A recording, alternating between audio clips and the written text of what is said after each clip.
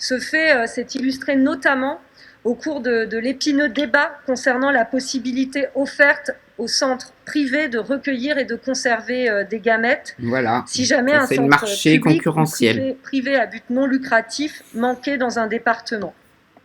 Nous considérons que le marché ne doit pas se substituer à la puissance publique et qu'il revient à cette dernière de corriger les déséquilibres qui existent sur notre territoire.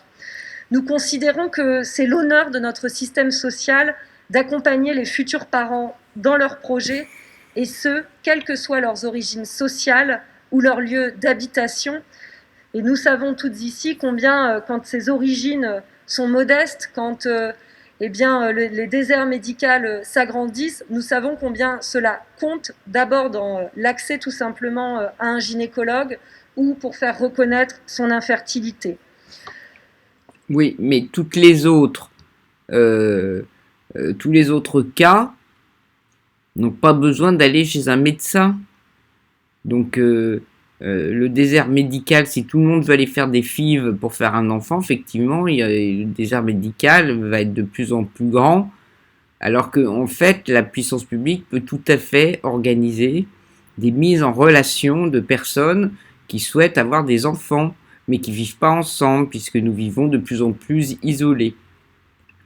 Le marché, je le disais, ne peut se substituer aussi parce que, contrairement à la puissance publique, dénuée de buts lucratifs et soucieuse d'assurer la reconnaissance des droits humains, nous savons pertinemment que les centres privés n'iront que dans les zones où le service public fait défaut, avec l'idée d'entrer dans leurs frais, voire de s'enrichir grâce à cette pratique médicale. Et je le dis, c'est là, à mon avis, le risque le plus important de marchandisation des corps. Bien sûr, c'est la mise en place de la concurrence mondiale. Il y a déjà des sites qui vendent des gamètes. Et ben là, ça sera plus, il n'y aura plus besoin d'aller sur Internet. On ira dans la clinique reproductive qui sera là, les centres privés, comme on dit ça de façon fort contournée, mais en fait, ça veut dire clinique reproductive. Ça veut dire médecine. Non, même pas médecine, ça veut dire paramédecine reproductive.